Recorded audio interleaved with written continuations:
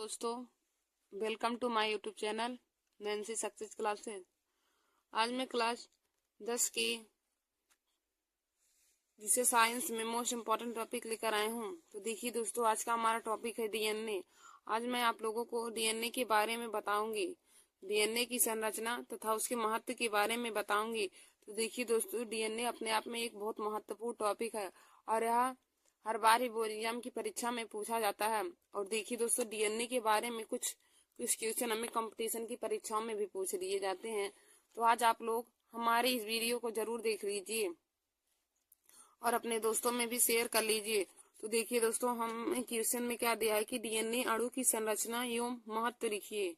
DNA अणु की संरचना एवं महत्व लिखिए, यानी कि डीएनए अणु के बारे में हमें उसकी चित्र सहित वर्णन करना है और डीएनए अणु का महत्व क्या होता है उसके बारे में हमें बताना है। तो दोस्तों, आप लोग पहले यहाँ पे हेडिंग डाल लीजिएगा डीएनए। पहले हेडिंग डालेंगे डीएनए, तब उसमें लिखेंगे कि डीएनए का पूरा नाम डीऑक्सी राइबोन्यूक्लिक अम्ल है। डीएनए का पूरा नाम डीऑक्सी राइबोन्यूक्लिक अम्ल है। देखिए दोस्तों, डीएनए का पूरा नाम हो जाएगा डीऑक्सी राइबोन्यूक्लिक अम्ल। डी से हो जाएगा डीऑक्सी राइबो और एन से हो जाएगा न्यूक्लिक, ए से हो जाएगा अम्ल। तो डीएनए का पूरा नाम हो जाएगा डीऑक्सी राइबोन्यूक्लिक अम्ल है। और फिर आगे लिखेंगे डीएनए एक अनुवांशिक पदार्थ है। देखिए दोस्तों, डीएनए एक अनुवांशिक पदार्थ है, यानी कि अनुवांशिक पदार्थ वह होता है कि जो पीढ़ी दर पीढ़ी लक्षणों को, माता पिता के लक्षणों को पीढ़ी दर पीढ़ी उनके बच्चों में पहुंचाता है।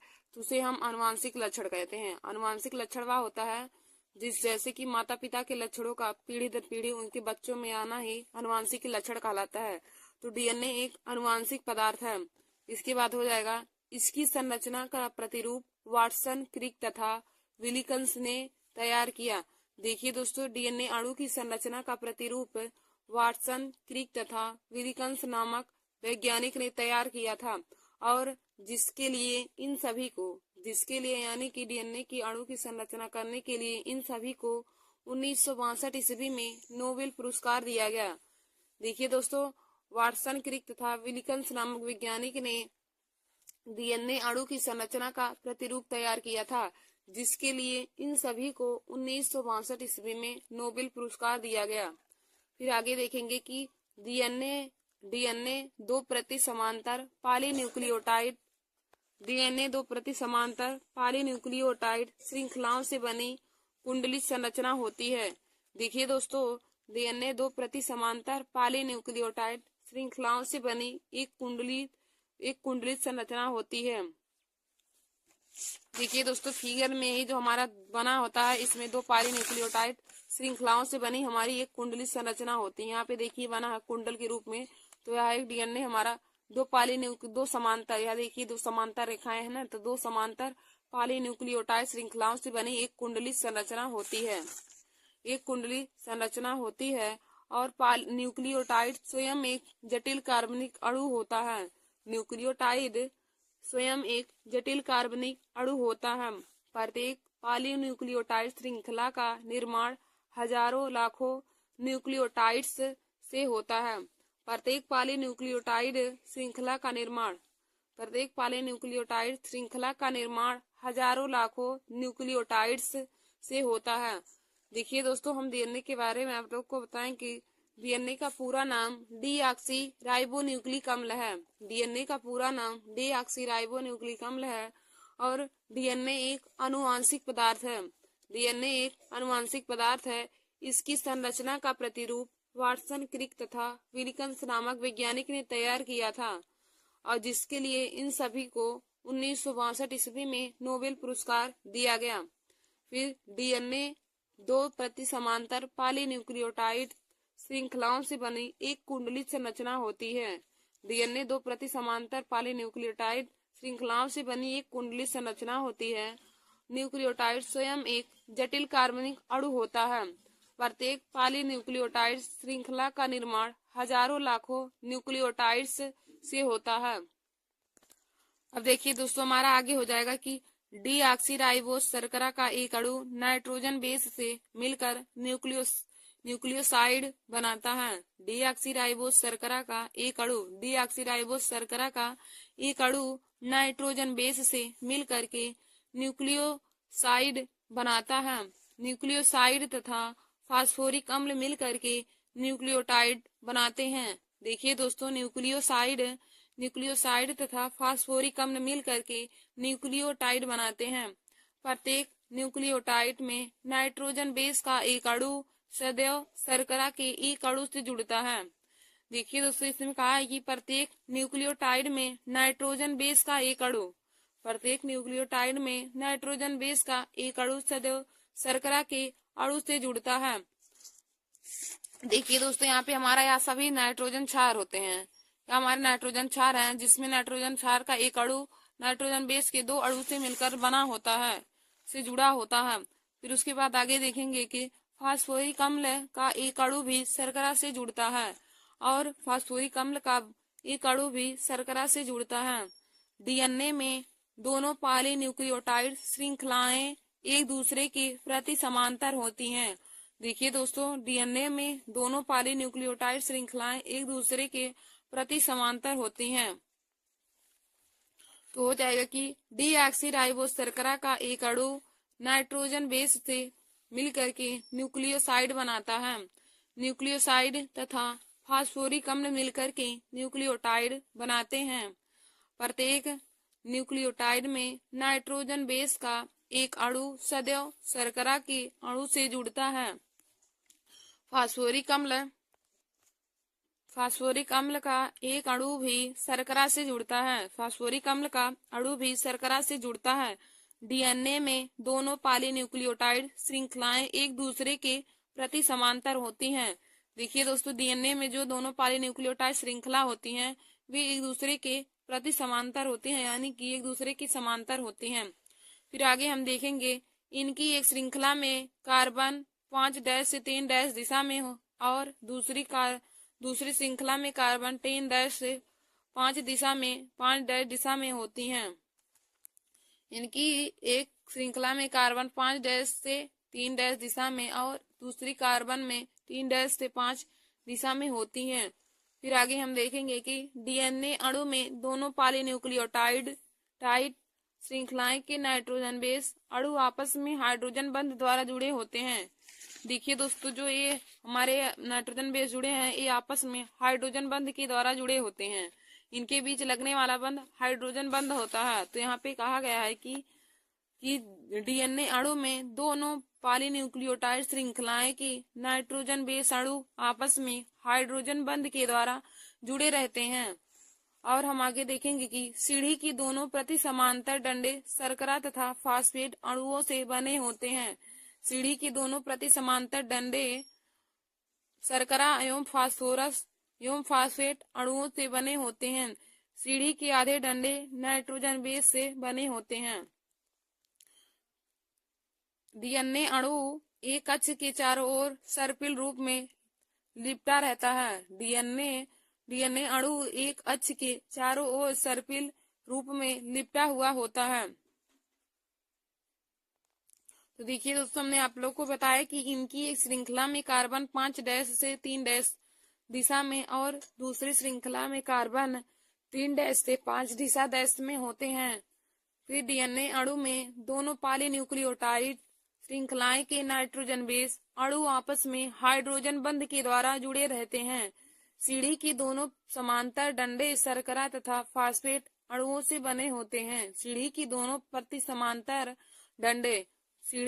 समांतर डंडे शर्करा तथा फास्फेट अणुओं से बने होते हैं, और सीढ़ी के आधे डंडे नाइट्रोजन बेसों के बने होते हैं।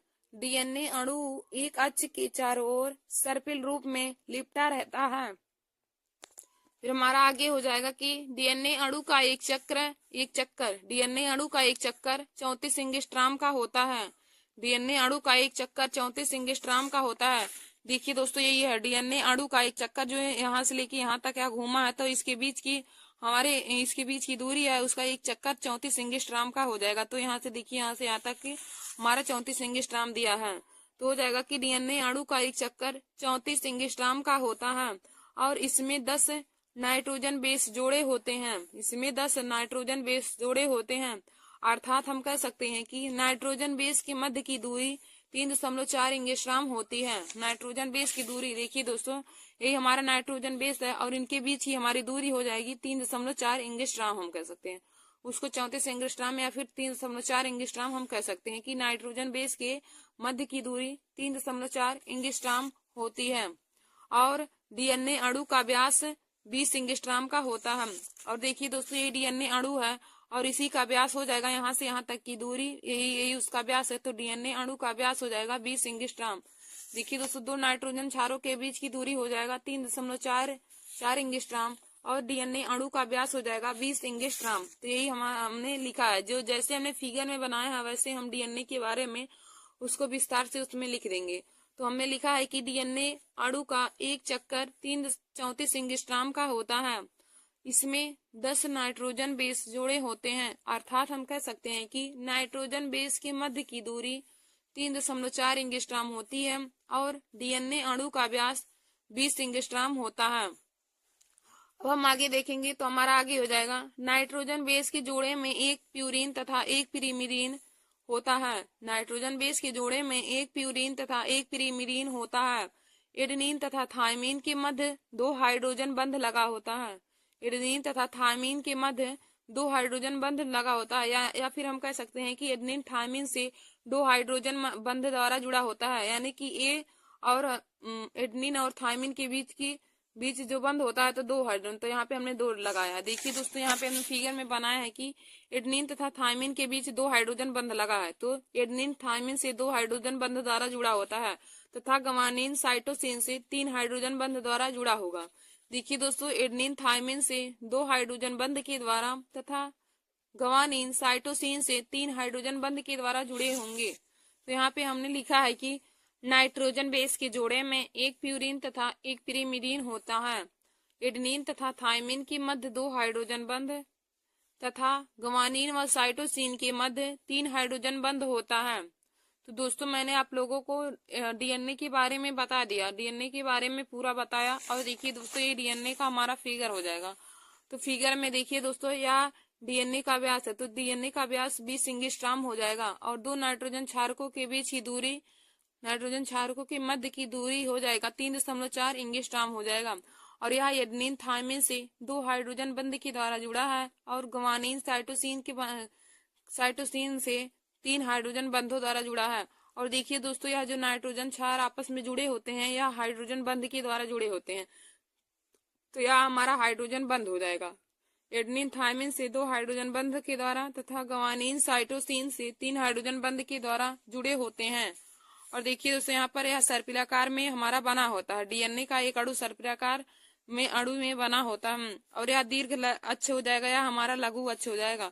और नाइट्रोजन क्षारकों के बीच मध्य की दूरी 3.4 एंगस्ट्रॉम हो जाएगी और नाइट्रोजन का व्यास, डीएनए का व्यास हो जाएगा 20 एंगस्ट्रॉम। तो ये जैसे हमने फिगर में जैसे बनाना है वैसे हमने जैसे फिगर में बनाया है उसी का वर्णन हम डीएनए में कर देंगे। तो देखिए दोस्तों, यही डीएनए अणु का हमारा यही फिगर हो जाएगा, डीएनए का फिगर हो जाएगा। तो आप लोग अपने कॉपी में इसे बना लीजिएगा कि डीएनए का फिगर कैसे होगा। फिर दोस्तों, हम उसके महत्व के बारे में जानेंगे। हमसे क्वेश्चन में महत्व के बारे में भी पूछता है, तो हम जानेंगे कि डीएनए का महत्व कहाँ पर होता है। तो दोस्तों, आप लोग हेडिंग डाल लीजिएगा डीएनए का महत्व। हेडिंग डालेंगे डीएनए का महत्व, तो उसमें लिखेंगे नंबर 1। नंबर 1 में लिखेंगे डीएनए की स्वाद्विगुणन के कारण ही जीवधारियों में जनन क्रिया संभव होती है। देखिए दोस्तों, हो जाएगा कि डीएनए की स्वाद्विगुणन के कारण ही जीवधारियों में जनन क्रिया संभव होती है, यानी कि हम कह सकते हैं कि जीवधारियों में जनन की क्रिया डीएनए की स्वाद्विगुणन के कारण ही संभव होती है तथा जाति विशेष के लक्षण पीढ़ी दर पीढ़ी वंशानुगत रहते हैं तथा जाति विशेष के लक्षण पीढ़ी दर पीढ़ी वंशानुगत होते रहते हैं, यानी कि माता पिता का लक्षण पीढ़ी दर पीढ़ी उनके बच्चों में डीएनए अणु के कारण ही आता है। माता पिता का आनुवांशिक लक्षण उनके बच्चों में पीढ़ी दर पीढ़ी डीएनए अणु के कारण ही आता है। तो हम कह सकते हैं कि डीएनए के स्वाद्विगुणन के कारण ही जीवधारियों में जनन की क्रिया संभव होती है तथा जाति विशेष के लक्षण भी पीढ़ी दर पीढ़ी वंशानुगत होते रहते हैं। फिर हमारा नंबर 2 हो जाएगा कि डीएनए के महत्व में नंबर 2 आप लोग लिखिए, गुणसूत्रों की संख्या पीढ़ी दर पीढ़ी निश्चित बनी रहती है। डीएनए अणु के कारण गुणसूत्रों की संख्या पीढ़ी दर पीढ़ी निश्चित बनी रहती है। देखिए दोस्तों, गुणसूत्रों की संख्या पीढ़ी दर पीढ़ी निश्चित डीएनए अणु के कारण ही बनी रहती है। यदि दोस्तों मानव में गुणसूत्रों की संख्या पूछे तो मानव में 46 गुणसूत्रों की संख्या होती है, और जोड़े में पूछे तो 23 जोड़ी होती है, और संख्या में 46 होती है। मानव में गुणसूत्रों की संख्या 23 जोड़ी या फिर हम कह सकते हैं 46 होती है गुणसूत्रों की संख्या। फिर हम डीएनए के महत्व में अगला देखेंगे तो हमारा तीसरा है कि यह जैविक क्रियाओं का नियंत्रण तथा नियमन करता है। यह जैविक क्रियाओं का नियंत्रण तथा नियमन करता है, और डीएनए यह आरएनए का संश्लेषण भी करता है। देखिए दोस्तों, डीएनए आरएनए का संश्लेषण भी करता है। डीएनए एक आनुवंशिक पदार्थ होता है और डीएनए आरएनए का संश्लेषण करता है। तो देखिए दोस्तों, डीएनए का पूरा नाम होता है डीऑक्सीराइबोन्यूक्लिक अम्ल, और यदि आरएनए का पूछे तो हो जाएगा राइबोन्यूक्लिक अम्ल। और डीएनए एक आनुवंशिक पदार्थ होता है, और जबकि आरएनए प्रोटीन संश्लेषण करता है। आरएनए प्रोटीन संश्लेषण करता है, जबकि डीएनए आनुवंशिक पदार्थ होता है। तो हमने आप लोगों को महत्व में बता दिया, डीएनए का महत्व भी बता दिया। तो देखिए दोस्तों, महत्व में हमने बताया नंबर 1 क्या हमारा हो जाएगा कि डीएनए की स्वाद्विगुणन के कारण ही जीवधारियों में जनन क्रिया संभव होती है, तथा जाति विशेष के लक्षण पीढ़ी दर पीढ़ी वंशानुगत होते रहते हैं। देखिए दोस्तों, डीएनए के स्वाद्विगुणन के कारण ही जीवधारियों में जनन क्रिया यानी कि संतान उत्पन्न करने की क्रिया संभव होती है, तथा जाति विशेष के लक्षण पीढ़ी दर पीढ़ी वंशानुगत होते रहते हैं। फिर हमारा नंबर 2 हो जाएगा कि गुणसूत्रों की संख्या पीढ़ी दर पीढ़ी निश्चित बनी रहती है। डीएनए अणु के कारण ही गुणसूत्रों की संख्या पीढ़ी दर पीढ़ी निश्चित बनी रहती है, और डीएनए ही जैविक क्रियाओं का नियमन एवं नियंत्रण करता है।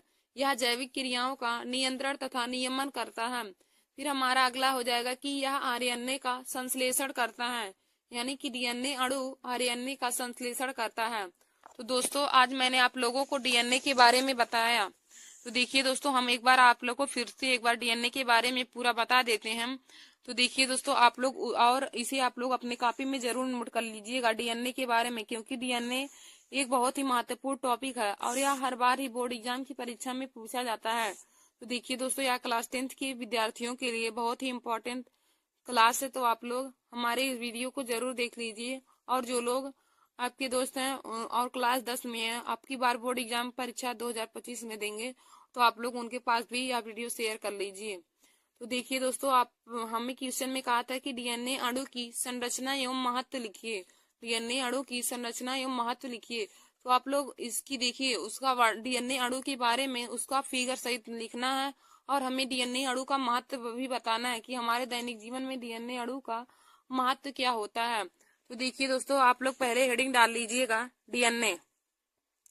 आप लोग हेडिंग डाल लीजिए डीएनए, तो उसमें लिखेंगे डीएनए का पूरा नाम डीऑक्सीराइबोन्यूक्लिक अम्ल है। डीएनए का पूरा नाम डीऑक्सीराइबोन्यूक्लिक अम्ल है। डीएनए एक आनुवांशिक पदार्थ है। इसकी संरचना का प्रतिरूप वाटसन, क्रिक तथा विलिकिंस नामक वैज्ञानिक ने तैयार किया था। देखिए दोस्तों, डीएनए अणु की संरचना का प्रतिरूप वाटसन, क्रिक तथा विलिकिंस नामक वैज्ञानिक ने तैयार किया था। डीएनए अणु की संरचना का प्रतिरूप वाटसन, क्रिक तथा विलिकिंस नामक वैज्ञानिक ने तैयार किया था, जिसके लिए इन सभी को 1962 ईस्वी में नोबेल पुरस्कार दिया गया। देखिए दोस्तों, जिसके लिए इन सभी को 1962 ईस्वी में नोबेल पुरस्कार दिया गया। और डीएनए 2 प्रति समांतर पॉलीन्यूक्लियोटाइड श्रृंखलाओं से बना एक कुंडलित संरचना होती है। हमने आप लोगों को फिगर में बताया है कि डीएनए यह देखिए दो समांतर पॉलीन्यूक्लियोटाइड श्रृंखलाओं से बनी एक कुंडलित रहित यह हमारी संरचना होती है। और न्यूक्लियोटाइड स्वयं एक जटिल कार्बनिक अणु होता है। न्यूक्लियोटाइड स्वयं एक जटिल कार्बनिक अणु होता है। प्रत्येक पॉलीन्यूक्लियोटाइड श्रृंखला का निर्माण हजारों लाखों न्यूक्लियोटाइड्स से होता है। प्रत्येक पॉलीन्यूक्लियोटाइड श्रृंखला का निर्माण हजारों लाखों न्यूक्लियोटाइड्स से होता है। फिर हम आगे देखेंगे कि डीऑक्सीराइबोस शर्करा का एक अणु नाइट्रोजन बेस से मिलकर के न्यूक्लियोसाइड बनाता है। डीऑक्सीराइबो शर्करा का एक अणु नाइट्रोजन बेस से मिलकर के न्यूक्लियोसाइड बनाता है और न्यूक्लियोसाइड तथा फास्फोरिक अम्ल मिलकर के न्यूक्लियोटाइड बनाते हैं।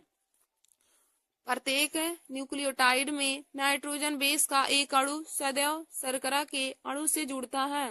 फास्फोरिक अम्ल का अणु भी शर्करा से जुड़ता है।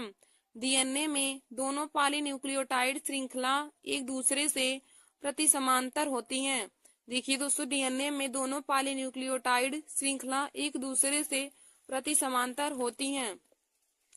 फिर हम आगे देखेंगे कि इनकी एक श्रृंखला में कार्बन 5' से 3' दिशा में तथा दूसरी श्रृंखला में कार्बन 3' से 5' दिशा में होती हैं। डीएनए अणु में दोनों पॉलीन्यूक्लियोटाइड श्रृंखलाओं की नाइट्रोजन बेस अणु आपस में हाइड्रोजन बंध के द्वारा जुड़े होते हैं। देखिए दोस्तों, यह जो हमारा एडेनिन तथा थायमिन या फिर ग्वानिन साइटोसिन आपस में जुड़े होते हैं तो इनके मध्य यहाँ लगने वाला बंध हमारा हाइड्रोजन बंध होता है।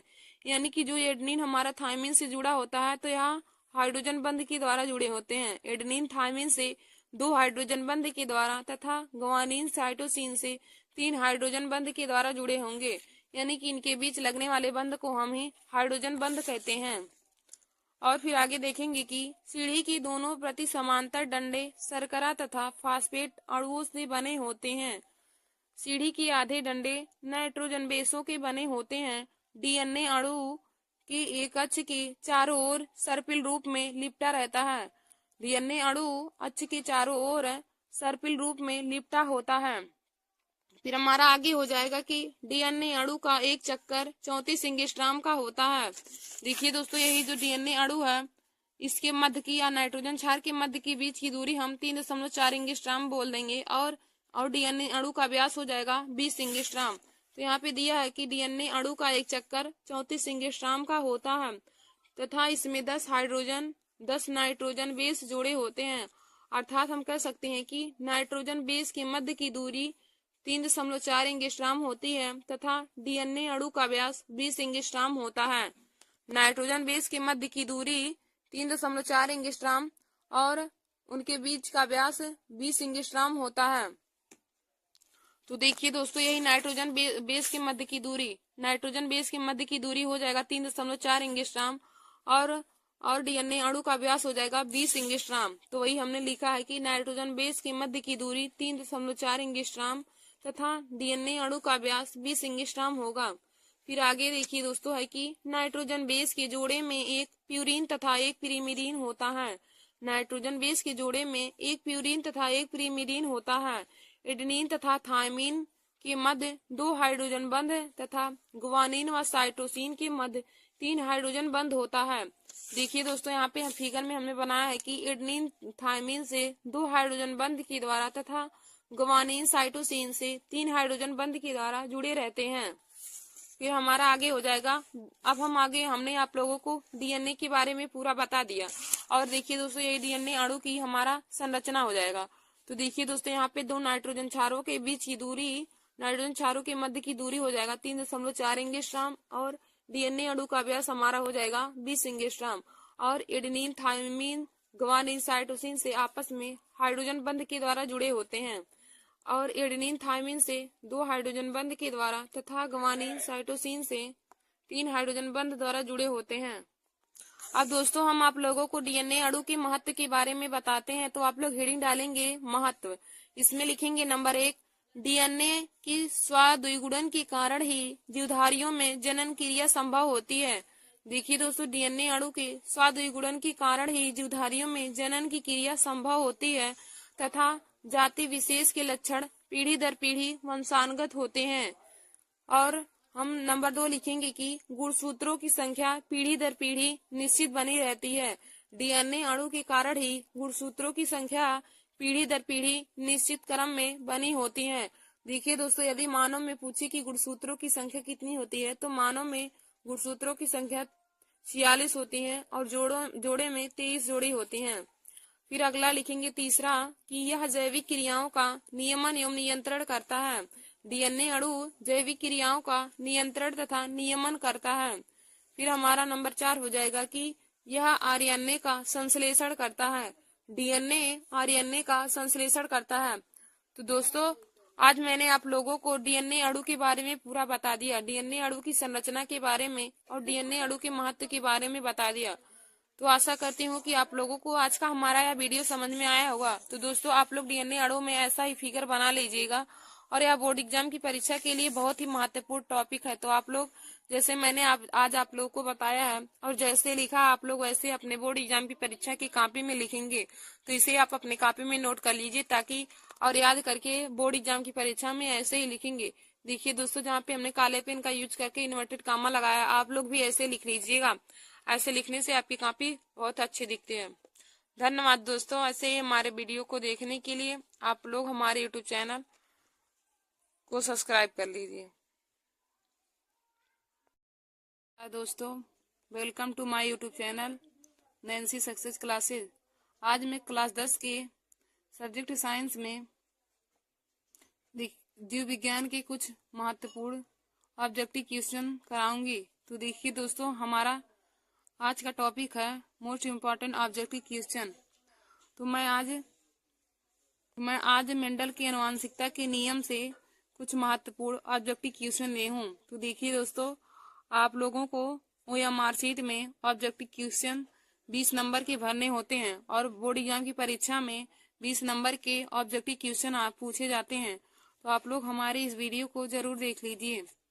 देखिए दोस्तों हमारे यहाँ पे पहला क्वेश्चन दिया है, निम्नलिखित में से आनुवांशिक पदार्थ है। निम्नलिखित में से आनुवांशिक पदार्थ है। तो देखिए हमारा पहला ऑप्शन ए है आरएनए, ऑप्शन नंबर बी है डीएनए, ऑप्शन नंबर सी है राइबोसोम और ऑप्शन नंबर डी है माइटोकॉन्ड्रिया। देखिए दोस्तों हमें छांटना है कि निम्न में से आनुवांशिक पदार्थ कौन है। तो हमारा ऑप्शन ए दिया है आरएनए, ऑप्शन बी है डीएनए, ऑप्शन सी है राइबोसोम और ऑप्शन डी है माइटोकॉन्ड्रिया। तो देखिए दोस्तों इसका राइट आंसर हो जाएगा ऑप्शन नंबर दूसरा यानी कि डीएनए। डीएनए हमारा आनुवांशिक पदार्थ होता है।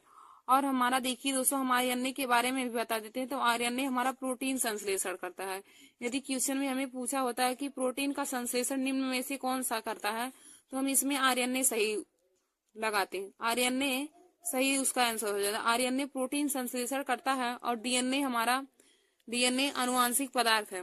अब देखिए दोस्तों आरएनए और डीएनए का फुल फॉर्म क्या होता है। तो आरएनए का हो जाएगा राइबोन्यूक्लिक अम्ल और डीएनए का डीऑक्सीराइबोन्यूक्लिक अम्ल हो जाएगा। आरएनए का हो जाएगा राइबोन्यूक्लिक अम्ल हो जाता है और डीएनए का डीऑक्सीराइबोन्यूक्लिक अम्ल हो जाता है। तो देखिए दोस्तों डीएनए एक आनुवांशिक पदार्थ होता है और जबकि आरएनए हमारा प्रोटीन संश्लेषण करता है। तो दोस्तों पहले क्वेश्चन का right answer option number B वाला हो जाएगा यानी कि डीएनए इस क्वेश्चन का राइट आंसर हो जाएगा। फिर हमारा अगला क्वेश्चन दूसरा दिया है कि प्रोकैरियोटिक कोशिकाओं में डीएनए पाया जाता है।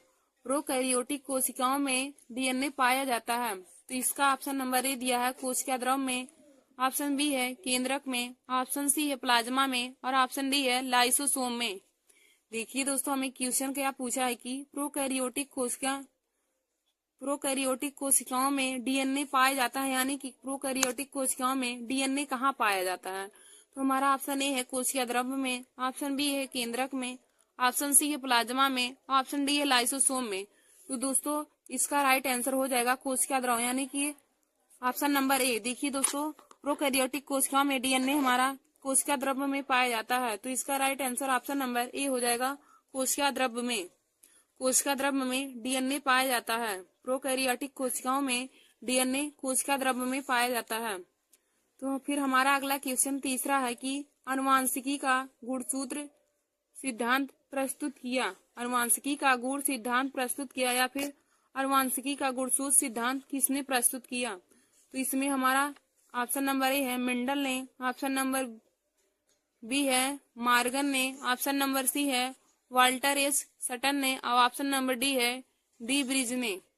तो दोस्तों आनुवांशिकी का गुणसूत्र सिद्धांत वाल्टर एस सटन ने किया था। तो इसका right answer option number C हो जाएगा। तो इसका right answer option number C वाला हो जाएगा दोस्तों वाल्टर एस सटन ने। तो आनुवांशिकी का गुणसूत्र सिद्धांत वाल्टर एस सटन ने प्रस्तुत किया था। फिर हमारा अगला क्वेश्चन दिया है चौथा कि जीव विज्ञान की वह शाखा जिसमें लक्षणों की वंशागति का अध्ययन किया जाता है तो उसे क्या कहा जाता है।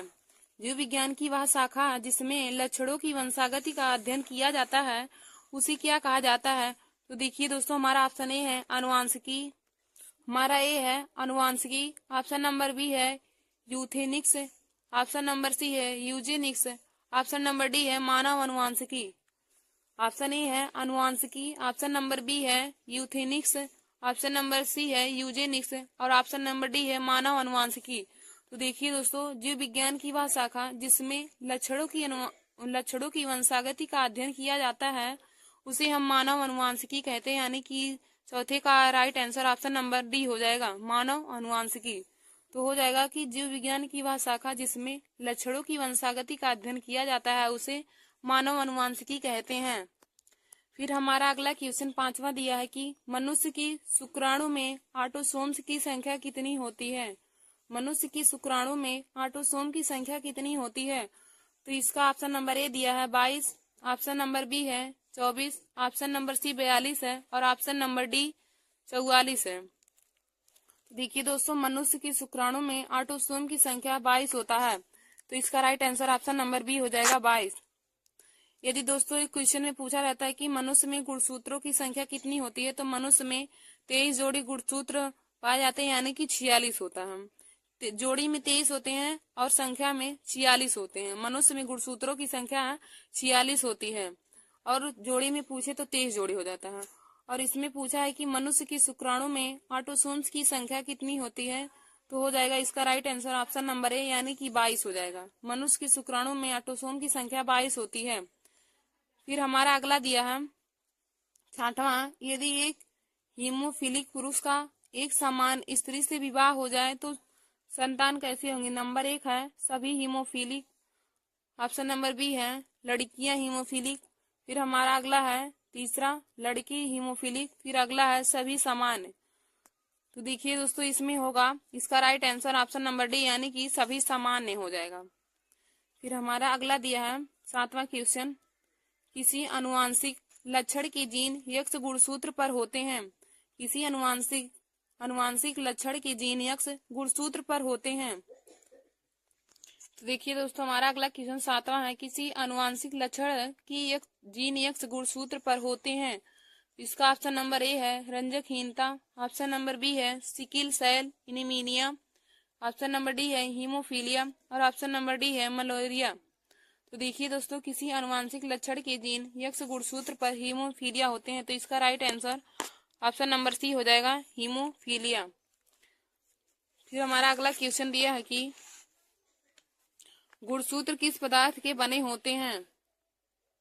देखिए दोस्तों, हमारा आठवां क्वेश्चन है कि गुणसूत्र किस पदार्थ के बने होते हैं। तो हमारा ऑप्शन नंबर ए है प्रोटीन, ऑप्शन नंबर बी है आरएनए, ऑप्शन नंबर डी है, ऑप्शन नंबर सी है डीएनए और ऑप्शन नंबर डी है डीएनए एवं प्रोटीन के। तो देखिए दोस्तों, गुणसूत्र हमारा डीएनए एवं प्रोटीन के बने होते हैं, तो इसका right answer option number D हो जाएगा, डीएनए एवं प्रोटीन के। देखिए दोस्तों, गुणसूत्र किस पदार्थ के बने होते हैं, तो हो जाएगा गुणसूत्र डीएनए एवं प्रोटीन्स के बने होते हैं। तो आठवीं का right answer option number D हो जाएगा, डीएनए एवं प्रोटीन्स। फिर हमारा अगला क्वेश्चन नौवां दिया है कि वर्णांता वाहक स्त्री एवं सामान्य पुरुष दंपति के बच्चों में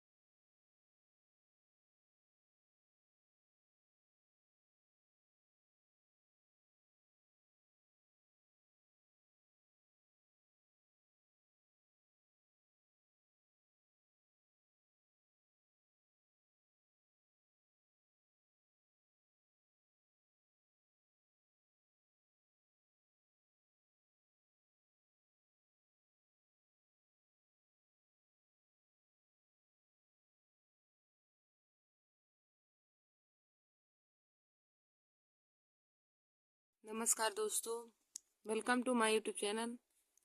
आज मैं आप सभी लोगों के लिए क्लास 10th में सब्जेक्ट केमिस्ट्री के मोस्ट इम्पॉर्टेंट टॉपिक लेकर आए हूँ। तो देखिए दोस्तों, आज का हमारा यह वीडियो क्लास 10th के विद्यार्थियों के लिए बहुत ही महत्वपूर्ण है। तो आज का हमारा टॉपिक है कि क्या होता है जब देखिए दोस्तों, हमेशा बोर्ड एग्जाम की परीक्षा में 5 नंबर के पूछे जाते हैं। एक हमें क्या होता है जब पूछता है और एक हमारा होता है कि कैसे प्राप्त करेंगे। तो हम आज आप सभी लोगों को बताएंगे कि क्या होता है जब इसकी क्रिया इसके साथ कराई जाती है। जब किसी की क्रिया किसी भी के साथ कराई जाएंगी तो क्या होता है जब, वही हम आप लोगों को आज बताएंगे। तो देखिए दोस्तों, क्या होता है जब टॉपिक से हर बार बोर्ड एग्जाम की परीक्षा में 5 नंबर के क्वेश्चन पूछे जाते हैं। तो दोस्तों, आप लोग हमारा यह वीडियो जरूर देख लीजिए और अपने दोस्तों में भी शेयर कर लीजिए। देखिए दोस्तों, जो स्टूडेंट 2025 में बोर्ड एग्जाम की परीक्षा देने वाले हैं उन लोगों के लिए यह वीडियो बहुत ही महत्वपूर्ण है। तो दोस्तों, हमारा पहला क्वेश्चन है, जैसे यहाँ पे दिया है, कैल्शियम एसीटेट को गर्म किया जाता है। क्या होता है जब कैल्शियम एसीटेट को गर्म किया जाता है। देखिए दोस्तों, हमारा पहला क्वेश्चन है कि क्या होता है जब कैल्शियम एसीटेट को गर्म किया जाता है। यानी कि कैल्शियम एसीटेट को गर्म करते हैं तो क्या बनता है या फिर क्या होता है। तो देखिए दोस्तों, कैल्शियम एसीटेट का फार्मूला होता है CH3COO का होल ट्वाइस Ca। CH3COO का होल ट्वाइस Ca, यह हमारा कैल्शियम एसीटेट का फार्मूला है। तो जब हम इसको गर्म करेंगे तो देखिए दोस्तों, क्या बन जाएगा हमारा CH3CO CH3 प्लस में CaCO3 हमारा निकल जाएगा। यानी कि हमारा एसीटोन प्राप्त हो जाएगा और कैल्शियम कार्बोनेट बाहर निकल जाएगा। तो हम लिखेंगे कि जब कैल्शियम एसीटेट को गर्म किया जाता है तो एसीटोन बनता है। जब कैल्शियम एसीटेट को गर्म किया जाता है तो क्या होता है, एसीटोन बनता है। तो देखिए दोस्तों, कैल्शियम एसीटेट का फार्मूला हो जाता है CH3COO का होल ट्वाइस Ca को जब हम गर्म करेंगे तो बन जाएगा CH3CO CH3 प्लस में CaCO3 हमारा निकल जाएगा। यानी कि एसीटोन प्राप्त हो जाएगा और हमारा कैल्शियम कार्बोनेट बाहर निकल जाएगा। एसीटोन को दोस्तों हम प्रोपेनोन भी कह सकते हैं। इसका अगर आईपीएससी नाम पूछे एसीटोन का तो हम प्रोपेनोन बता सकते हैं। एसीटोन का आईपीएससी नाम प्रोपेनोन हो जाएगा। तो दोस्तों, जब भी आप लोगों से पूछा बोर्ड एग्जाम में कि कैल्शियम एसीटेट को गर्म किया जाता है तो क्या होता है, तो आप लोग बताएंगे कि जब कैल्शियम एसीटेट को गर्म किया जाता है तो एसीटोन बनता है। देखिए दोस्तों, यही हमारा जब हम कैल्शियम एसीटेट को गर्म करेंगे तो हमारा कैल्शियम एसीटेट का फार्मूला हो जाएगा CH3COO का होल ट्वाइस CH3COO का होल ट्वाइस Ca। देखिए दोस्तों, यहाँ पे CH3COO का होल ट्वाइस का मतलब है कि कैल्शियम जो यहाँ पे एसीटेट हमारा है, कैल्शियम को छोड़कर, और जो हमारा एसीटेट है हमारा दोगुने में है। तो कैल्शियम एसीटेट को जब हम गर्म करेंगे तो क्या हमारा प्राप्त हो जाएगा। इसको जब हम गर्म करेंगे तो देखिए दोस्तों, तो यहाँ से देखिए हम इसको लिख सकते हैं CH3COO हमारा CH3COO, ऐसे दो बार है। मतलब जो यहाँ CH3COO का होल ट्वाइस है यह हमारा दोगुने में है। यानी कि CH3COO तो देखिए दोस्तों, हमारा क्या बन जाएगा, एसीटोन बन जाएगा। यहाँ से CH3 देखिए CH3 हमारा एक साथ हो जाएगा तो हमारा बन जाएगा एसीटोन CH3COCH3। तो हमारा यहाँ पे क्या बचा है, देखिए दोस्तों, यहाँ पे हमारा बचा, यहाँ पे C है और यहाँ CO3 हो जाएगा। हमारा एसीटोन बन गया। अब प्लस में हमारा बचा क्या है, CaCO3। तो यहाँ पे हम लिख देंगे प्लस में CaCO3। अब देखिए दोस्तों, ये हमारा एसीटोन का फार्मूला है तो इसके नीचे हम लिख देंगे एसीटोन। देखिए दोस्तों, समीकरण बनाते समय आप लोग को जिनका फार्मूला पता हो और उसका नाम भी आप लोग नीचे लिख दीजिएगा। तो यहाँ हमारा एसीटोन है और यहाँ हमारा कैल्शियम कार्बोनेट का फार्मूला है। तो हम जब कैल्शियम एसीटेट को गर्म करेंगे तो क्या होगा, कैल्शियम एसीटेट को जब हम गर्म करेंगे तो एसीटोन बनेगा। देखिए दोस्तों, हमारा ये पहला क्वेश्चन था कि क्या होता है जब कैल्शियम एसीटेट को गर्म किया जाता है। तो हमने आप लोग को बताया कि जब कैल्शियम एसीटेट को गर्म करेंगे तो एसीटोन प्राप्त हो जाएगा। तो कैल्शियम एसीटेट का फार्मूला हो जाएगा CH3COO का होल ट्वाइस CH3COO का होल ट्वाइस इंटू Ca। इसी को जब हम गर्म करेंगे तो देखिए दोस्तों, बन जाएगा एसीटोन CH3CO CH3 और प्लस में हमारा कैल्शियम कार्बोनेट बन जाएगा, प्लस में हो जाएगा CaCO3। तो हमारा एसीटोन बन जाएगा और प्लस में कैल्शियम कार्बोनेट भी प्राप्त होगा। तो यह हमारा एसीटोन का फार्मूला है, आप लोग इसे जरूर तैयार कर लीजिए, CH3CO CH3। कभी कभी वैकल्पिक क्वेश्चन में हमें एसीटोन का फार्मूला पूछ देता है। और दोस्तों यदि इसका आईपीएससी नाम पूछे तो आप लोग बताएंगे इसका आईपीएससी नाम प्रोपेनोन हो जाएगा। यहाँ पे देखिए 1 कार्बन 2 कार्बन 3 कार्बन है। तो हमने आप लोगों को बताया था कि जब कार्बन की संख्या जितना हो तो हम कैसे करेंगे। 1 रहने पर मेथेन होता है, 2 रहने पर एथेन, 3 पे प्रोपेन, 4 पे ब्यूटेन, 5 पे पेंटेन, 6 पे हेक्सेन, 7 पे हेप्टेन, 8 पे ऑक्टेन, 9 पे नोनेन, 10 पे डेकेन। हमने 10 तक आप लोगों को बताया था। तो दोस्तों यहाँ पे हमारा कार्बन की संख्या यहाँ पे 3 है, तो 3 के लिए प्रोपेन होता है और सीयू है कीटोनी समूह है। कीटोनी समूह के कारण हमने आप लोगों को बताया कि ओन जुड़ेगा तो यहाँ पे इसका आईपीएससी नाम हो जाएगा प्रोपेनोन। दोस्तों अब हम अगला क्वेश्चन आगे देखते हैं। तो हमारा अगला क्वेश्चन क्या दिया है कि क्या होता है जब सुक्रोज का किण्वन किया जाता है। जब सुक्रोज का किण्वन किया जाता है तो दोस्तों यह वाला हमारा दूसरा क्वेश्चन बहुत ही महत्वपूर्ण है। यह लगभग हर बार ही बोर्ड एग्जाम की परीक्षा में पूछा जाता है कि सुक्रोज का किण्वन किया जाता है तो हमें क्या प्राप्त होता है। और यह हमेशा ही 5 नंबर की पूछा जाता है। यह क्वेश्चन जो हमारा दूसरा दिया है यह 5 नंबर की आता है। तो क्या हमारा है कि क्या होता है जब सुक्रोज का किण्वन किया जाता है। देखिए दोस्तों सुक्रोज का जब किण्वन किया जाता है तो हमें एथिल एल्कोहल प्राप्त होता है। तो इसकी क्रिया हमें दो चरणों में होगी। तो सुक्रोज का किण्वन किया जाता है तो क्या प्राप्त होता है, एथिल एल्कोहल। तो आइए दोस्तों हम आप लोगों को यह अभिक्रिया समीकरण की सहायता से बताते हैं। तो देखिए दोस्तों सुक्रोज का हमारा फार्मूला हो जाएगा C12H22O11 C12H22O11 प्लस में इस सुक्रोज की क्रिया हम जल के साथ कराएंगे C12H22O11 यानी कि यह हमारा चीनी यानी कि सुक्रोज का फार्मूला है। इसकी क्रिया हम जल के साथ कराएंगे और इन्वर्टेज नामक एंजाइम की उपस्थिति में।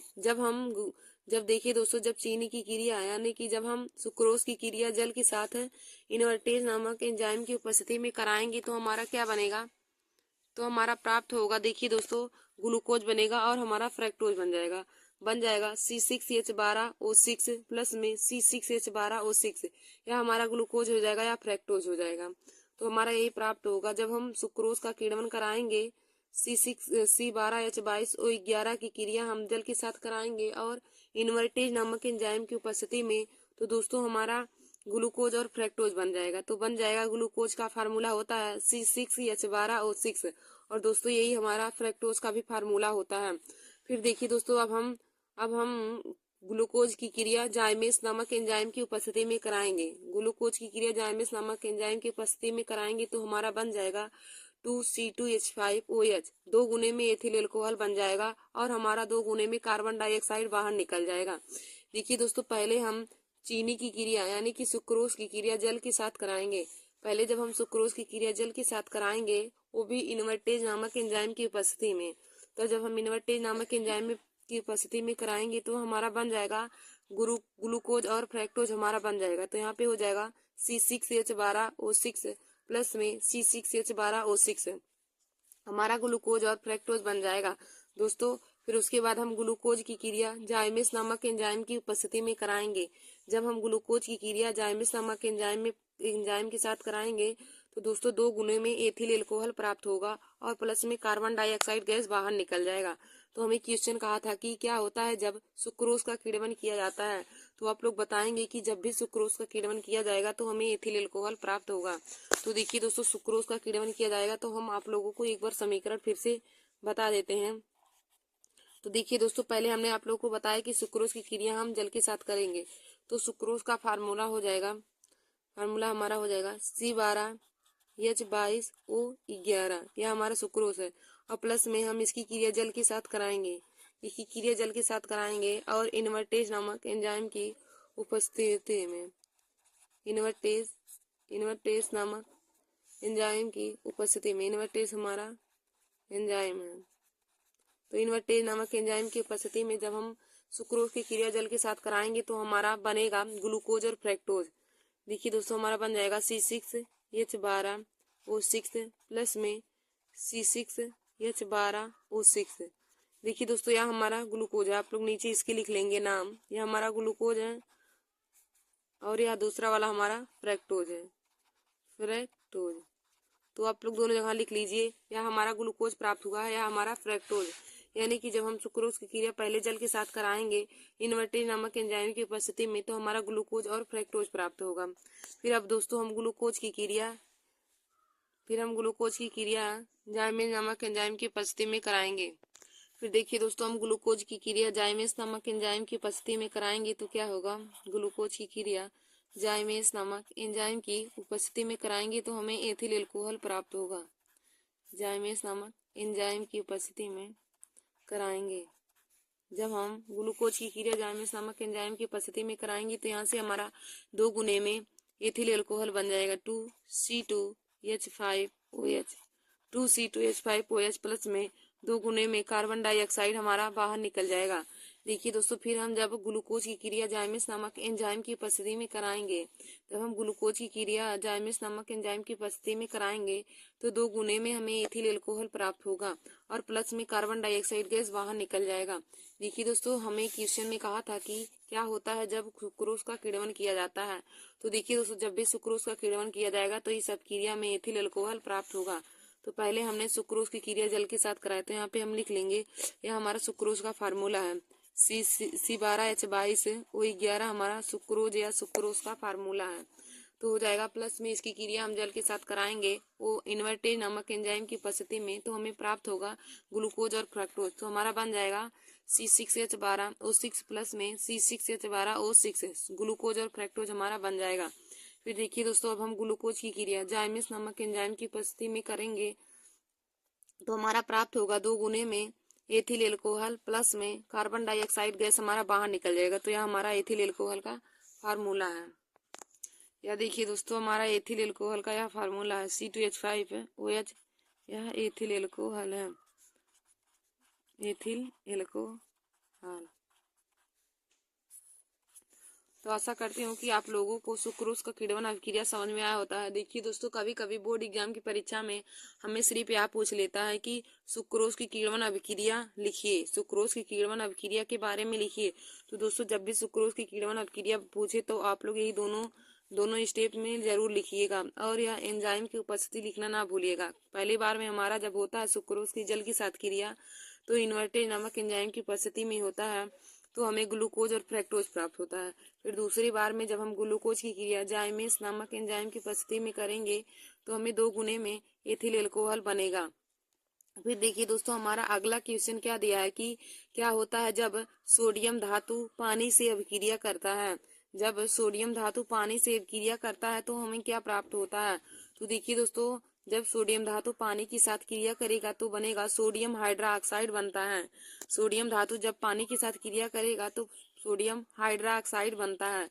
तो देखिए दोस्तों, हमने यहाँ पे 2 गुने में सोडियम लिया है 2Na प्लस में 2H2O, तो हमारा बन जाएगा 2NaOH प्लस में H2 गैस हमारा बाहर निकल जाएगा।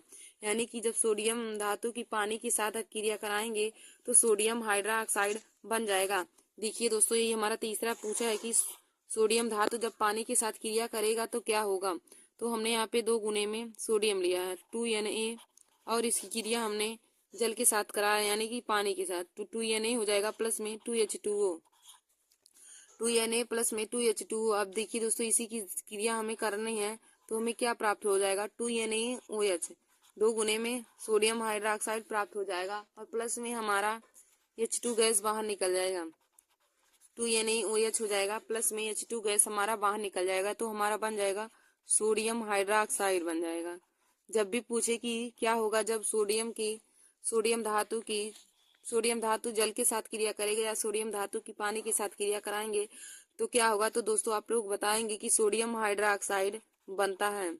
तो हमने यहाँ पे रिएक्शन क्या लिया है 2Na प्लस में 2H2O, 2Na प्लस में 2H2O। तो देखिए दोस्तों, जब 2Na 2H2O के साथ क्रिया करेगा तो हमारा बन जाएगा 2NaOH प्लस में H2 गैस हमारा बाहर निकल जाएगा। तो यह अभिक्रिया हमारा संपूर्ण हुआ, यही हमारे क्वेश्चन में पूछा था। फिर देखिए दोस्तों, हमारा अगला क्वेश्चन क्या दिया है कि क्या होता है जब मीथेन को नाइट्रिक अम्ल के साथ 400 डिग्री सेंटीग्रेड पर क्रिया करता है। मीथेन को नाइट्रिक अम्ल के साथ 400 डिग्री पर क्रिया करता है तो क्या बनता है। तो हमारा अगला क्वेश्चन कहा है कि क्या होता है जब मीथेन को नाइट्रिक अम्ल के साथ 400 डिग्री सेंटीग्रेड पर क्रिया कराई जाती है। तो देखिए दोस्तों, जब मीथेन की क्रिया नाइट्रिक अम्ल के साथ कराएंगे 400 डिग्री सेंटीग्रेड पर, तो हमें नाइट्रोमेथेन बनता है, नाइट्रोमेथेन बनेगा। देखिए दोस्तों, यही हमारा है, मीथेन गैस जब नाइट्रिक अम्ल के साथ क्रिया करेगा 400 डिग्री सेंटीग्रेड पर, तो हो जाएगा मीथेन गैस का हमारा फार्मूला हो जाएगा CH4 प्लस में नाइट्रिक अम्ल हो जाएगा। तो नाइट्रिक अम्ल का फार्मूला होता है HNO3। HNO3। अब दोस्तों, यही हमारा 400 डिग्री सेंटीग्रेड पर यही क्रिया करेगा तो हमारा क्या बन जाएगा, तो हमारा बना है नाइट्रोमेथेन बन जाएगा। तो हो जाएगा हमारा यहाँ से CH3NO2 प्लस में हमारा H2O बाहर निकल जाएगा। तो नाइट्रोमेथेन का फार्मूला हो जाएगा CH3NO2 और प्लस में हमारा H2O बाहर निकल जाएगा। देखिए दोस्तों, जब हम मीथेन की क्रिया नाइट्रिक अम्ल के साथ 400 डिग्री सेंटीग्रेड पर करते हैं, जब मीथेन गैस की क्रिया 400 सेंटीग्रेड पर नाइट्रिक अम्ल के साथ करते हैं, तो दोस्तों हमें नाइट्रोमेथेन प्राप्त होगा।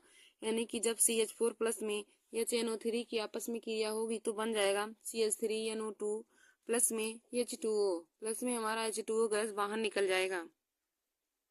तो देखिए दोस्तों, जब मीथेन की क्रिया हम नाइट्रिक अम्ल के साथ करेंगे, मीथेन की क्रिया हमारा मीथेन का फार्मूला है, CH4 मीथेन का फार्मूला है और HNO3 हमारा नाइट्रिक अम्ल है, तो मीथेन हो जाएगा और यह HNO3 हमारा नाइट्रिक अम्ल है, नाइट्रिक अम्ल है। तो देखिए दोस्तों, जब मीथेन की क्रिया नाइट्रिक अम्ल के साथ 400 डिग्री सेंटीग्रेड की उपस्थिति पर करेंगे, 400 डिग्री सेंटीग्रेड की उपस्थिति पर करेंगे तो हमारा नाइट्रोमेथेन बन जाएगा। तो यह हमारा नाइट्रोमेथेन का फार्मूला है CH3NO2। यह हमारा नाइट्रोमेथेन का फार्मूला है, नाइट्रोमेथेन, और प्लस में हमारा जल बन जाएगा, जल हमारा बाहर निकल जाएगा और नाइट्रोमेथेन हमें प्राप्त होगा। जब मीथेन गैस की क्रिया नाइट्रिक अम्ल के साथ करेंगे तो दोस्तों जब हम मीथेन गैस की क्रिया नाइट्रिक अम्ल के साथ करेंगे 400 डिग्री सेंटीग्रेड की उपस्थिति पर, तो हमारा बन जाएगा CH3NO2 यानी कि नाइट्रोमेथेन बन जाएगा, प्लस में हमारा जल बाहर निकल जाएगा। तो हमें यही क्वेश्चन अगला कहा था कि क्या होगा जब नाइट्रिक अम्ल के साथ मीथेन को नाइट्रिक अम्ल के साथ 400 डिग्री सेंटीग्रेड पर क्रिया करेगा। तो दोस्तों, हमने आप लोग को बताया कि जब मीथेन गैस नाइट्रिक अम्ल के साथ 400 डिग्री सेंटीग्रेड पर क्रिया करेगा तो नाइट्रोमेथेन बन जाएगा और प्लस में हमारा जल बाहर निकल जाएगा। फिर देखिए दोस्तों, हमारा अगला है कि टाई स्टीरीन को कास्टिक सोडा के साथ गर्म किया जाता है। क्या होता है जब टाई स्टीरीन को कास्टिक सोडा के साथ गर्म करते हैं? तो देखिए दोस्तों, यह अभिक्रिया भी बहुत ही महत्वपूर्ण है। यह हमें पूछ सकता है कि साबुन बनाने की विधि बताइए, पूछ सकता है कि साबुन बनाने की विधि। तो दोस्तों, यह साबुन बनाने की हमारी विधि भी है। यदि ऐसे ना पूछे कि क्या होता है जब टाई स्टीरीन को कास्टिक सोडा के साथ गर्म किया जाता है, यह ना पूछकर हमें पूछे कि साबुन बनाने की विधि लिखिए, तो दोस्तों साबुन बनाने की विधि में आप इसी समीकरण का यूज करेंगे। और यह दोस्तों समीकरण बहुत ही महत्वपूर्ण है। यह कई बार ही बोर्ड एग्जाम की परीक्षा में पूछा जा चुका है कि साबुन बनाने की विधि लिखिए।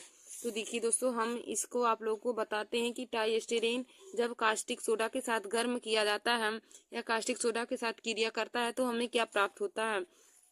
तो देखिए दोस्तों, जब टाई की क्रिया सोडियम हाइड्रोक्साइड के साथ करेंगे, सोडियम हाइड्रोक्साइड को कास्टिक सोडा कहते हैं, के साथ करेगा तो हमारा ग्लिसरॉल और साबुन प्राप्त होता है, ग्लिसरॉल और साबुन बनता है।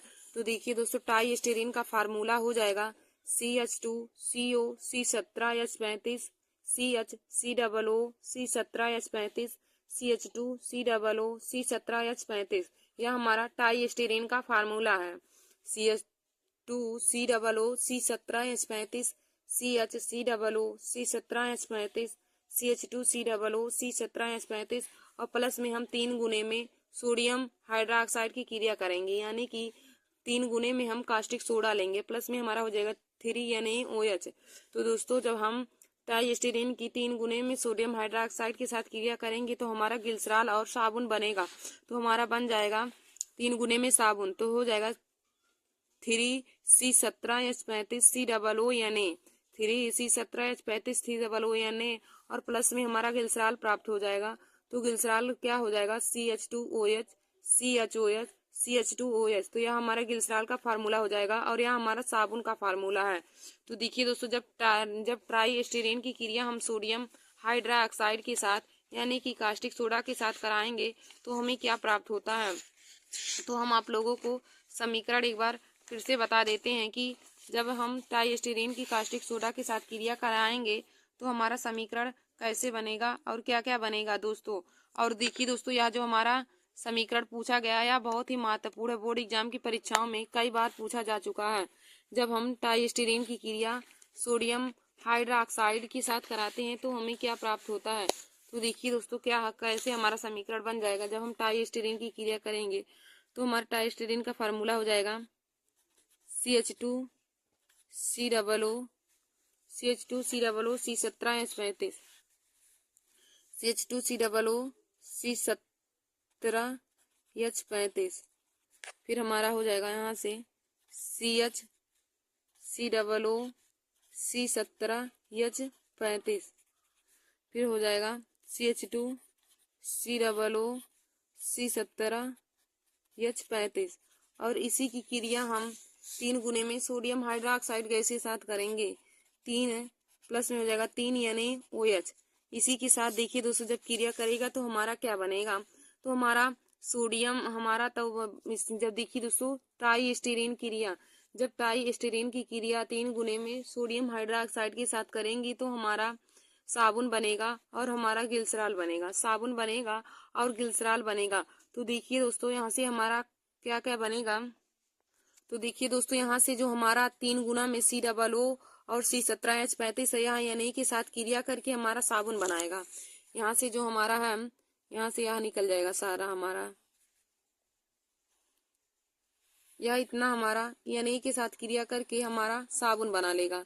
COO C17H35 यह हमारा 3 गुने में सोडियम के साथ क्रिया करके साबुन बना लेगा। फिर उसके बाद जो हमारा 3 गुने में बचेगा OH और CH2OH, यह हमारा इसके साथ जुड़कर OH हमारा एक बार CH2 के साथ जुड़कर, एक बार CH के साथ जुड़कर, एक बार CH2 के साथ जुड़कर हमारा ग्लिसरॉल बना लेगा।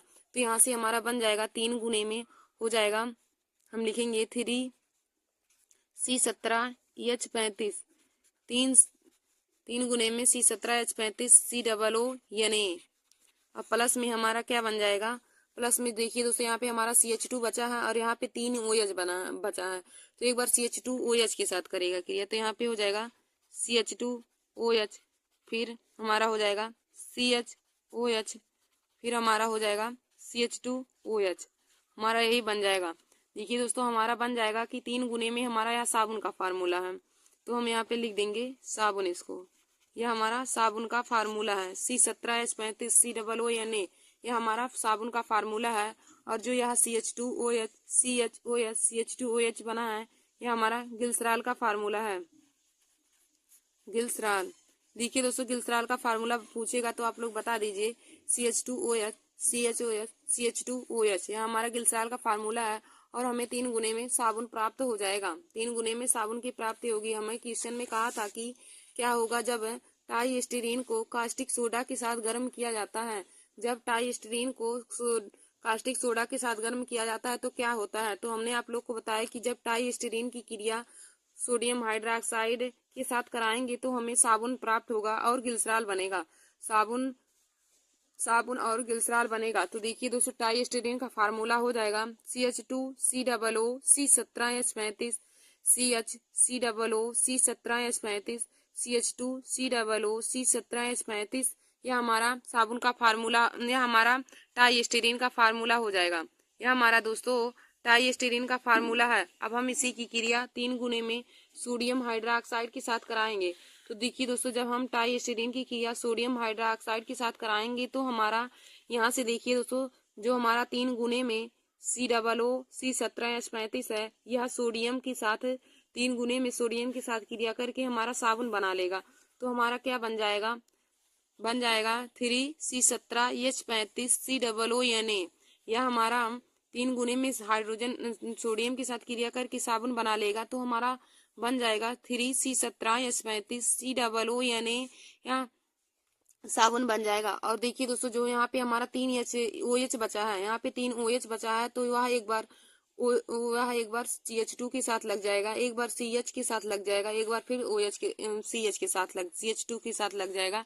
तो हमारा बन जाएगा प्लस में CH2OH CHOH CH2OH। तो यह हमारा गिल्सराल का फार्मूला है। देखिए दोस्तों, साबुन का फार्मूला हो जाएगा C17H35 COONA, और हमारा गिल्सराल का फार्मूला हो जाएगा CH2OH CHOH CH2OH। तो देखिए दोस्तों, यह हमारा अब क्रिया अब जाके पूरा हुआ है। तो दोस्तों, यदि आपको यह क्वेश्चन ऐसे ना पूछे कि हमें यह ना पूछे कि क्या होता है जब टाइस्टीरीन को कास्टिक सोडा के साथ गर्म किया जाता है, यह ना पूछकर हमें पूछे कि साबुन बनाने की विधि लिखिए, तब भी आप इसी समीकरण को लिखेंगे। जब हमें पूछे कि साबुन बनाने की विधि लिखिए, तब भी दोस्तों आप इसी समीकरण को लिखेंगे। और देखिए दोस्तों, हम इसमें लिख लेंगे कि यह हमारा किसका फार्मूला है। तो CH2COO C17H35 CH COO C17H35 CH2COO C17H35, यह हमारा टाइस्टीरीन का फार्मूला है। तो हम लिख देंगे टाइस्टीरीन, यह हमारा ट्राइस्टीरीन का फार्मूला है। तो दोस्तों, यह है ट्राइस्टीरीन का फार्मूला, और यह हमारा कास्टिक सोडा आप लोग जानते हैं 3NaOH। और देखिए यहाँ पे हमें साबुन प्राप्त होगा और गिल्सराल।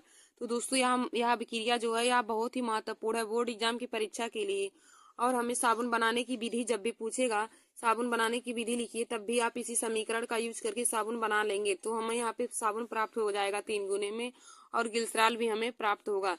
तो आशा करती हूँ कि आप लोगों को साबुन बनाने की विधि अच्छे से समझ में आई होगी। साबुन बनाने की विधि अच्छे से समझ में आई होगी। तो दोस्तों, यह हर बार ही बोर्ड एग्जाम की परीक्षा में पूछा जाता है। तो आप लोग इसे तैयार करना ना भूलिए कि टाइस्टीरीन को कास्टिक सोडा के साथ गर्म करते हैं तो क्या होता है। फिर देखिए दोस्तों, हमारा अगला क्वेश्चन है कि क्या होता है जब एस्टिक अम्ल को फास्फोरस पेंटाक्लोराइड के साथ क्रिया कराते हैं। एस्टिक अम्ल को फास्फोरस पेंटाक्लोराइड के साथ क्रिया कराते हैं, या फिर क्या होता है जब एस्टिक अम्ल फास्फोरस पेंटाक्लोराइड के साथ क्रिया करता है तो क्या होता है। हमारा अगला दिया क्वेश्चन, क्या होता है जब एस्टिक अम्ल की क्रिया फास्फोरस पेंटाक्लोराइड के साथ होती है। तो देखिए दोस्तों, जब एस्टिक अम्ल फास्फोरस पेंटाक्लोराइड के साथ क्रिया करेगा तो हमारा बन जाएगा एस्टिल क्लोराइड। जब एस्टिक अम्ल फास्फोरस पेंटाक्लोराइड के साथ क्रिया करेगा तो एस्टिल क्लोराइड बनता है। तो देखिए दोस्तों, एस्टिक अम्ल का हमारा फार्मूला हो जाएगा CH3COOH, प्लस में फास्फोरस पेंटाक्लोराइड का फार्मूला होता है PCl5। फास्फोरस पेंटाक्लोराइड का फार्मूला हो जाएगा PCl5। तो देखिए दोस्तों, एस्टिक अम्ल जब फास्फोरस पेंटाक्लोराइड के साथ क्रिया करेगा तो हमारा एस्टिल क्लोराइड बन जाएगा। तो बन जाएगा CH3COCl। CH3COCl यह हमारा एस्टिल क्लोराइड का फार्मूला है, और प्लस में हमारा बन जाएगा POCl3 फास्फोरस ऑक्सी क्लोराइड, और प्लस में हमारा हाइड्रोक्लोरिक अम्ल बन जाएगा, यानी कि HCl बन जाएगा। तो देखिए दोस्तों, जब एस्टिक अम्ल की क्रिया फास्फोरस पेंटाक्लोराइड के साथ करते हैं तो क्या प्राप्त होता है। तो हमने बताया आप लोगों को, जब एस्टिक अम्ल फास्फोरस पेंटाक्लोराइड के साथ क्रिया करता है तो एस्टिल क्लोराइड बनाता है। देखिए दोस्तों, जब हम एस्टिक अम्ल की क्रिया फास्फोरस पेंटाक्लोराइड के साथ कराएंगे तो यह हमारा एस्टिक अम्ल का फार्मूला हो जाएगा CH3COOH। यह एस्टिक अम्ल है, और इसकी क्रिया जब हम फास्फोरस पेंटाक्लोराइड के साथ कराएंगे तो फास्फोरस पेंटाक्लोराइड का फार्मूला हो जाएगा PCl5। यह दोस्तों हमारा एस्टिक अम्ल है, यह एस्टिक अम्ल है, यह एस्टिक अम्ल का फार्मूला है। और देखिए दोस्तों, PCl5 फास्फोरस पेंटाक्लोराइड है, पेंटाक्लोराइड आप फास्फोरस इसके आगे लिख लीजिएगा, यह फास्फोरस पेंटाक्लोराइड का फार्मूला है। तो देखिए दोस्तों, जब हम एस्टिक अम्ल की क्रिया फास्फोरस पेंटाक्लोराइड के साथ कराएंगे तो क्या होगा, तो हमारा एस्टिल क्लोराइड बन जाएगा। तो क्या बन जाएगा, CH3COCl प्लस में POCl3 बन जाएगा, और प्लस में हमारा HCl गैस बाहर निकल जाएगा। तो यह हमारा एस्टिल क्लोराइड का फार्मूला है। CH3COCl एस्टिल क्लोराइड है, हम यहाँ पे लिख लेंगे एस्टिल क्लोराइड। दोस्तों, एस्टिल क्लोराइड का फार्मूला यही है CH3COCl, और POCl3 हमारा है फास्फोरस ऑक्सी क्लोराइड। तो जो भी नहीं जानते हैं आप इसका नाम लिख सकते हैं, यहाँ है हमारा phosphorus oxy chloride, POCl3 phosphorus oxy chloride का फार्मूला है, और प्लस में हमारा हाइड्रोक्लोरिक अम्ल बन जाएगा, यानी कि HCl बन जाएगा। तो देखिए दोस्तों, जब हम एसिटिक अम्ल की क्रिया फास्फोरस पेंटाक्लोराइड के साथ कराएंगे तो हमारा एसिटिल क्लोराइड बन जाएगा। तो हमारा यही क्वेश्चन पूछा था कि क्या होता है जब फास्फोरस अम्ल की क्रिया, जब एसिटिक अम्ल फास्फोरस पेंटाक्लोराइड के साथ क्रिया करता है। तो दोस्तों आप लोग बताएंगे कि जब एसिटिक अम्ल फास्फोरस पेंटाक्लोराइड के साथ क्रिया करेगा तो एसिटिल क्लोराइड बनाता है, एसिटिल क्लोराइड बनाता है। फिर देखिए दोस्तों हमारा अगला क्वेश्चन है कि एथिल एल्कोहल को क्या होता है जब एथिल एल्कोहल को सांद्र H2SO4 की उपस्थिति में 140 डिग्री सेंटीग्रेड पर गर्म करते हैं।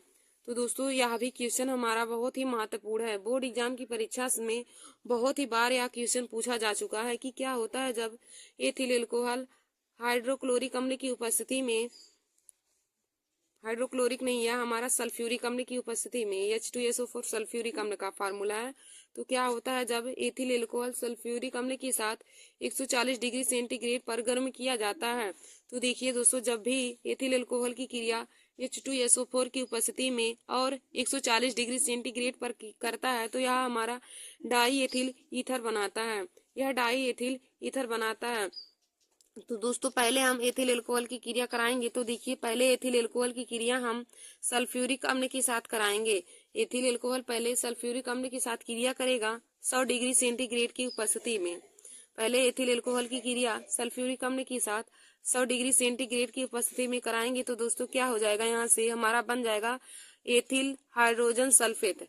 यहाँ से C2H5 यहाँ से HSO4 के साथ क्रिया करके C2H5 इंटू HSO4 बना लेगा, यानी कि एथिल हाइड्रोजन सल्फेट बना लेगा और प्लस में हमारा जल बन जाएगा। देखिए दोस्तों पहले एथिल एल्कोहल की क्रिया जब सल्फ्यूरिक अम्ल के साथ होगी, एथिल एल्कोहल की क्रिया सल्फ्यूरिक अम्ल के साथ होगी 100 डिग्री सेंटीग्रेड की उपस्थिति पर, तो हमारा बन जाएगा एथिल हाइड्रोजन सल्फेट, यानी कि C2H5 इंटू HSO4 बन जाएगा, प्लस में हमारा जल बाहर निकल जाएगा। फिर देखिए दोस्तों फिर हम जब एथिल हाइड्रोजन सल्फेट की क्रिया फिर एथिल एल्कोहल के साथ 140 डिग्री सेंटीग्रेड पर करेंगे तो हमारा बन जाएगा डाई एथिल ईथर। तो यहाँ से बन जाएगा C2H5O C2H5 प्लस में हमारा H2SO4 बाहर निकल जाएगा। फिर से देखिए दोस्तों जब एथिल हाइड्रोजन सल्फेट की क्रिया C2H5OH के साथ करेंगे तो हमारा बन जाएगा C2H5O C2H5 यानी कि डाई एथिल ईथर बन जाएगा और प्लस में हमारा H2SO4 बाहर निकल जाएगा, सल्फ्यूरिक अम्ल हमारा बाहर निकल जाएगा। तो देखिए दोस्तों यह भी क्रिया बहुत ही महत्वपूर्ण है बोर्ड एग्जाम की परीक्षा से, क्योंकि यह हर बार ही बोर्ड एग्जाम की परीक्षा में पूछा जाता है।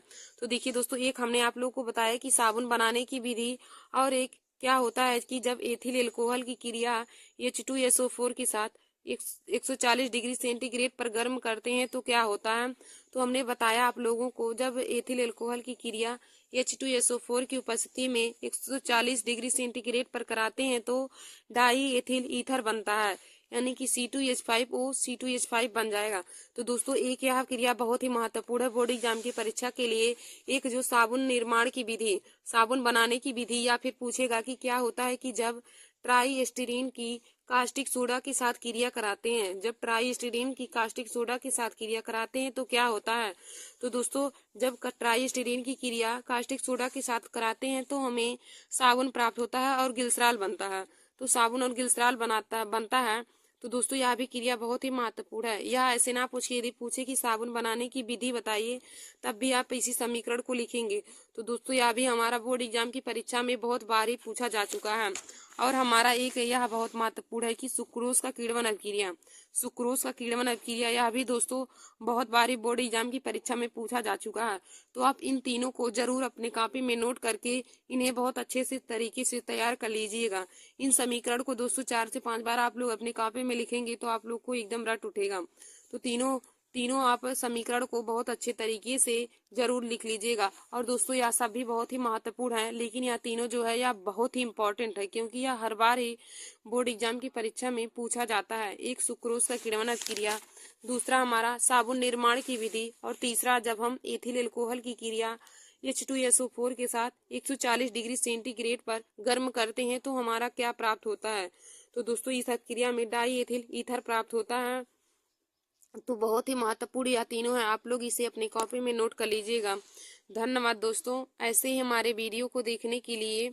और और क्लास 10th की और महत्वपूर्ण वीडियो को पाने के लिए आप सभी लोग हमारे YouTube channel Nancy success classes को सब्सक्राइब कर लीजिए और अपने दोस्तों में शेयर करना ना भूलें।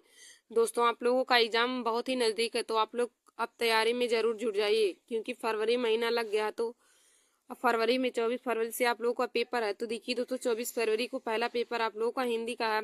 तो हमने हिंदी में भी क्लास 10 के लिए बहुत ही महत्वपूर्ण जीवन परिचय लिखवाया है। तुलसीदास का लिखवाया है, सूरदास का, रामचंद्र शुक्ल का, जयशंकर प्रसाद का, जो जिन लोगों का बहुत ही महत्वपूर्ण होता है और बोर्ड एग्जाम की परीक्षा में पूछा जाता है। तो